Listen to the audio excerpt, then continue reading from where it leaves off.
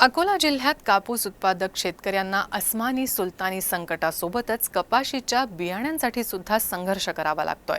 2 पाकिट कपाशीचं बियाणं मिळावं यासाठी शेतकऱ्यांना तारेवरची कसरत करावी लागत आहे।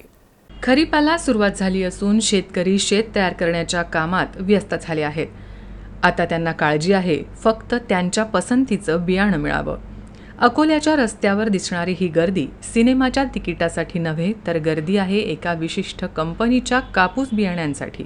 विदर्भात कापूस आणि सोयाबीनचा पेरा अधिक आहे, त्यातच अकोला जिल्ह्यात दोन्ही पिकांचा पेरा जवळपास सारखाच आहे। एका विशिष्ट कंपनीच्या बियाण्यांसाठी सध्या अकोला जिल्ह्यात कृषी केंद्रांसमोर अशी गर्दी पाहायला मिळत आहे। बियाणं घेण्यासाठी कडक उन्हात शेतकऱ्यांच्या रांगा लागल्या आहेत, मात्र शेतकऱ्यांना प्रत्येकी 2 अथवा जास्तीत जास्त 5 पाकिटच दिली जात आहेत।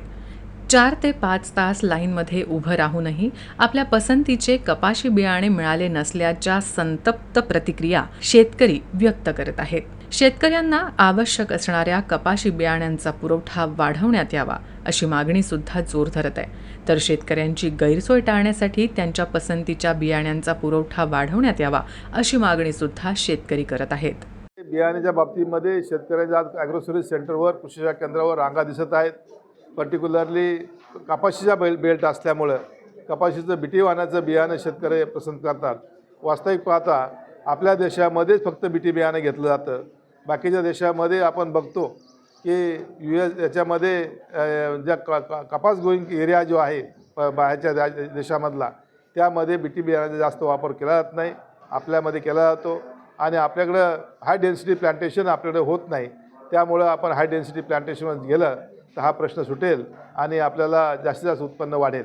परंतु या बीटीच्या वाणाच्या बाबतीत मला एक सांगितलं पाहिजे की बीटी वाणाचं आपल्या विद्यापीठाने 2 बीटी वाण काढले आणि ते मार्केटमध्ये आले, पण त्याची बोल साईज जी आम्हाला मिळाली, बोंडाचं वजन जे मिळालं 4 ग्रॅमच्या दरम्यान वजन मिळालं आणि शेतकऱ्यांना 5 ग्रॅमच्या पुढचं बोंडाचं वजन पाहिजे, बोलवेट पाहिजे। कृषी विभागाच्या नियोजन शून्य कारभारानं शेतकऱ्यांचे कडक उन्हात हाल होत असल्याचा आरोप व्यापारी करत आहेत।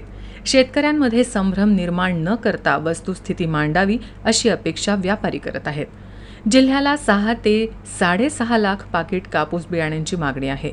यामध्ये विशिष्ट कंपनीचे 4 व्हरायटीचे केवळ 1,23,600 पाकिट जिल्ह्याला प्राप्त झाले आहेत। यामध्ये सुद्धा शेतकऱ्यांच्या पसंतीच्या व्हरायटीचे केवळ 65 ते 70,000 पाकिट मिळणार आहे। कंपनीचं उत्पादन यावेळी अयशस्वी झाल्यानं ही परिस्थिती उद्भवली असल्याचं कृषी केंद्र संचालकांनी म्हटलंय। यावर्षी एक नाही सर्वच कंपन्यांच्या कपाशीच्या BG2 बियाण्यांचा शॉर्टेज आहे। पर्टिक्युलर काही व्हेरायटीचा आपल्याला आज निदर्शनास येतो आहे, येणाऱ्या 8 दिवसात बाकी व्हेरायटीचंही निदर्शनास येऊ शकते। शेतकऱ्याची मागणी निश्चित आहे आणि त्यानं त्या व्हेरायटीची मागणी करणं गैर नाही, परंतु ते बियाणं त्या प्रमाणात उपलब्ध नाही हेही सर्व शेतकऱ्यांनी समजून घेतलं गेलं पाहिजे।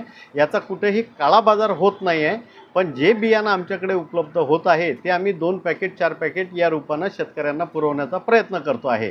याचं नियोजन कृषी विभागानं करायला पाहिजे होते। कृषी विभागाला याची पूर्वकल्पना दिल्या गेलेली होती की या कंपनीचं हे वाण यावर्षी कमी येऊ शकते। प्रोडक्शन फेल गेल्यामुळे बियाण्याची उपलब्धता कमी आहे। तर सध्या उद्भवलेल्या या परिस्थितीवर पुढच्या खरीप हंगामात मात देता येणार असल्याचा विश्वास डॉक्टर पंजाबराव देशमुख कृषी विद्यापीठानं व्यक्त केलाय। विद्यापीठानं विकसित केलेल्या कापसाच्या 2 व्हरायटी पुढच्या वर्षात शेतकऱ्यांना उपलब्ध होणार असून शेतकऱ्यांना यामुळे मोठा दिलासा मिळणार आहे।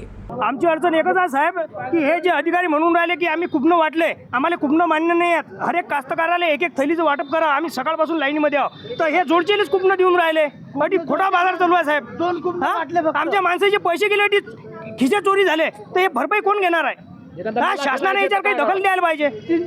3-4 दिवस झाले आम्ही येऊन राहिलो, पण हे दुकानदार आम्हाला थैला नाही म्हणतात, एक थैली घरी नाही चालली। खरंच उत्पादनात घट आली आहे का? बियाण्यांचा काळा बाजार तर होत नाही ना? या सर्व गोष्टीबाबत कृषी विभागानं योग्य तो सूचना शेतकऱ्यांना द्यावी आणि बियाण्यांसाठी सुरू असलेली शेतकऱ्यांची पायपीट थांबावी हीच माफक अपेक्षा।